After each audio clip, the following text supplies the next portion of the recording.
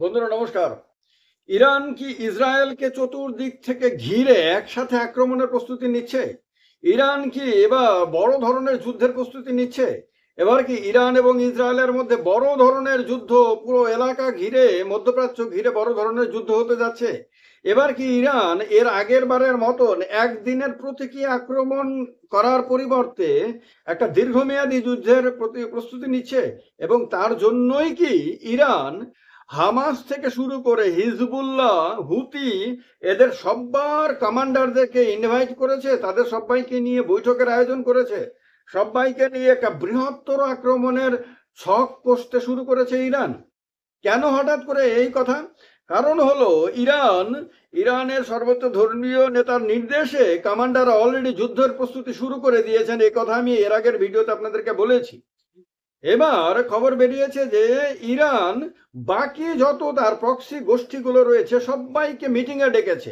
সেই মিটিংয়ে সার্বিকভাবে ইসরায়েলের ওপরে আক্রমণের পরিকল্পনা চূড়ান্ত করা হবে। অর্থাৎ এই আক্রমণ এবার আর শুধু ইরান একা করবে না, ইরানের সঙ্গে সঙ্গে হয়তো একসাথে হিজবুল্লাহ আক্রমণ করবে, একসাথে হুতিরা আক্রমণ করবে, একসাথে হামাস আক্রমণ করবে, একসাথে তার যত প্রক্সি গোষ্ঠী আছে চতুর্দিক থেকে সবাই আক্রমণ করবে, যাতে ইসরায়েল যাতে একসাথে তার সীমান্ত সব দিকের সীমান্তেই যাতে সে আপনার মানে আক্রমণের মুখোমুখি হয় এবং জবাব দিতে দিতে সে ক্লান্ত হয়ে পড়ে, ব্যস্ত হয়ে পড়ে এবং তার শক্তি যাতে সে আর ধরে রাখতে না পারে, তার জন্য ইরান এই ধরনের পরিকল্পনা করেছে। এরকমটাই মনে হচ্ছে। আর এটা আরো বেশি করে মনে হওয়ার কারণ হলো আমেরিকার রাষ্ট্রপতি জো বাইডেন ইতিমধ্যে জানিয়ে দিয়েছেন যে ইসরায়েলের ওপর আক্রমণ হলে আমেরিকা নিজে ময়দানে নেমে যাবে। আমেরিকার রাষ্ট্রপতি জানিয়ে দিয়েছেন তিনি মিসাইল টিসাইল সবকিছু দিয়ে ইসরায়েলকে সাহায্য করবেন এবং প্রয়োজনে তার সেনাবাহিনীকেও ময়দানে নামাবেন। এটা মানে জানানোর আমেরিকার রাষ্ট্রপতি এই ধরনের কথা বলার কারণ মানে হলো যে আমেরিকা ধরে নিয়েছে যে বড় ধরনের আক্রমণ ইসরায়েলের ওপরে হতে যাচ্ছে, আর এই অবস্থাতে আমেরিকার ময়দানে নামা ছাড়া কোনো উপায় নাই। একাধিক কারণে। কারণ একটা হলো ইসরায়েল আমেরিকার অত্যন্ত ঘনিষ্ঠ বন্ধু, আমেরিকার সবচেয়ে বিশ্বস্ত বন্ধুদের মধ্যে ইসরায়েল রয়েছে। আর দ্বিতীয়ত হলো আমেরিকার ব্যবসা, আমেরিকার আভ্যন্তরীণ রাজনীতি, আমেরিকা আভ্যন্তরীণ যে ব্যবসা বাণিজ্য সবকিছুর মধ্যে ইসরায়েলের ইহুদিদের একটা বিরাট বড় অংশ রয়েছে, বিরাট বড় ভাগ রয়েছে। তার কারণে আমেরিকা বাধ্য ইসরায়েলকে রক্ষা করা, ইহুদিদেরকে রক্ষা করা। এই অবস্থাতে আমেরিকা তার নিজের স্বার্থেই, নিজের অস্তিত্ব রক্ষার স্বার্থেই, নিজের ব্যবসা বাণিজ্য ধরে রাখার স্বার্থে, নিজের অর্থনীতিকে ধরে রাখার স্বার্থে সে ইসরায়েলের সাপোর্টে ময়দানে নামার ঘোষণা দিয়ে দিয়েছে। আর এই সময়টা আমেরিকার জন্য আরো বেশি ক্রুশাল, কারণ আমেরিকাতে এই বছরের শেষে রাষ্ট্রপতি নির্বাচন হতে যাচ্ছে।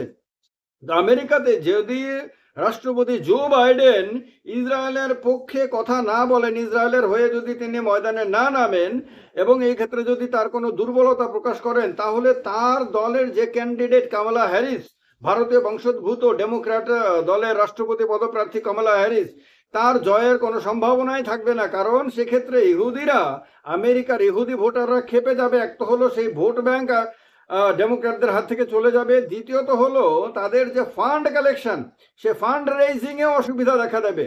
আর অন্যদিকে ডোনাল্ড ট্রাম্প এই অবস্থার জন্য অপেক্ষা করে বসে আছেন। ডোনাল্ড ট্রাম্প ইহুদিদেরকে বোঝানোর চেষ্টা করছে যে তিনি যদি আরেকবার রাষ্ট্রপতি হতে পারেন, তিনি ব্যাপকভাবে ইসরায়েলের পক্ষে দাঁড়াবেন এবং ইরানের বিরুদ্ধে তার নীতি আরো বেশি কঠোর করবেন, বা মধ্যপ্রাচ্যে তার নীতি অনেক বেশি ইসরায়েল কেন্দ্রিক, ইহুদি কেন্দ্রিক হবে। সেটা তিনি বোঝানোর জন্য কোনো চেষ্টাই বাকি রাখছেন না। এইরকম একটা সেন্সিটিভ টাইমে যখন আমেরিকা এসে গেছে, তখন এই ইরান এবং ইসরায়েলের মধ্যে সম্ভাব্য যুদ্ধ বড় আকার ধারণ করতে পারে বলে আশঙ্কা করতে শুরু করেছেন। কারণ এর আগেও এরকম আশঙ্কা করা হয়েছিল, যখন ইরানের ডিপ্লোম্যাটদের আক্রমণ করে ইসরায়েলের সেনাবাহিনী হত্যা করেছিল, তখন এরকম আশঙ্কা করা হয়েছিল বড় ধরনের যুদ্ধ। কিন্তু দেখা গেছে ইরান শেষ পর্যন্ত আর নিয়মিত বড় ধরনের যুদ্ধের রাস্তাতে না গিয়ে একদিন প্রতীকী আক্রমণ করেছে। এইবারে ইরানের মাটিতে তার দেশের সার্বভৌমত্বের উপর ইসরায়েল সরাসরি আঘাত করেছে। যদিও ইসরায়েল হামাসের সর্বোচ্চ নেতার হত্যাকাণ্ডের দায় এখনো অফিসিয়ালি স্বীকার করেনি, কিন্তু পরে বুঝিয়ে দিয়েছে যে সেই যে করেছে।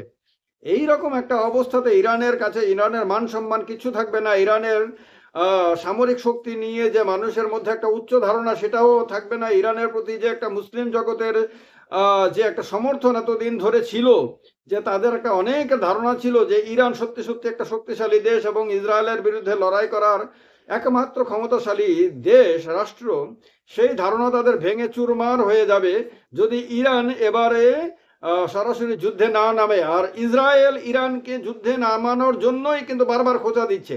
ইসরায়েল চাইছে যে ইরানের সঙ্গে তার সরাসরি যুদ্ধ হোক। সরাসরি যুদ্ধ হলে সেই যুদ্ধে ন্যাটো নামতে বাধ্য হবে, সেই যুদ্ধে আমেরিকান নামতে বাধ্য হবে। আর এদিকে ইরানের পেছনে রাশিয়া দাঁড়াবে কিনা, চীন দাঁড়াবে কিনা সেটা এখনো স্পষ্ট করে না রাশিয়া বলেছে না চীন বলেছে। যেভাবে আমেরিকা স্পষ্ট করে দিয়েছে যে সে ইসরায়েলের পক্ষে দাঁড়াবে, ময়দানে নামবে, সেই রকমটা কিন্তু ইরানের ক্ষেত্রে কিন্তু না মুসলিম দুনিয়া বলছে, না মানে OIC organisation of Islamic cooperation বলছে, না বলছে চীন, না বলছে রাশিয়া। ফলে ইরান এই রকম একটা অবস্থাতে ইরান কি সত্যি সত্যি লড়াইয়ে যাবে? যদি না যায় তাহলে ইরানের বিরাট ক্ষতি হবে, আর যদি যায় তাহলে বিরাট আকারের যুদ্ধ হবে। কারণ ইরান কোনো দুর্বল রাষ্ট্র না সামরিক দিক থেকে। ইরান সামরিক দিক থেকে শক্তিশালী রাষ্ট্র এবং তার প্রক্সি গোষ্ঠীগুলোর কাছেও বিশাল মানের বিশাল মাপের সেনাবাহিনী রয়েছে, অস্ত্রশস্ত্র রয়েছে, গোলাবারুদ রয়েছে, সব কিছুই রয়েছে। ফলে চতুর্দিক থেকে যদি সবাই মিলে একসাথে ইসরায়েলকে ঘিরে ধরে আক্রমণ শুরু করে, তাহলে মধ্যপ্রাচ্য কিন্তু আগুনের গোলাতে পরিণত হয়ে যাবে এবং সেই আগুনের ছ্যাঁকা সারা পৃথিবীর বিভিন্ন প্রান্তে ছড়িয়ে পড়বে এবং সেই যুদ্ধ শেষ পর্যন্ত বিশ্বযুদ্ধ, তৃতীয় বিশ্বযুদ্ধে পরিণত হয়ে যাওয়ার সম্ভাবনা। তৃতীয় বিশ্বযুদ্ধ আজকে না হোক, আগামী যে কোনো সময় হতে পারে, এটা আমি বিশ্বাস করি। সেটা এই ইরান এবং ইসরায়েলের যুদ্ধের মধ্য দিয়েই হয়ে যেতে পারে, শুরু হয়ে যেতে পারে। এইরকম একটা ভয়ঙ্কর অবস্থাতে বর্তমানে মধ্যপ্রাচ্য রয়েছে।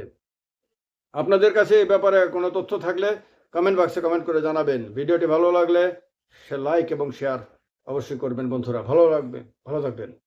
নমস্কার।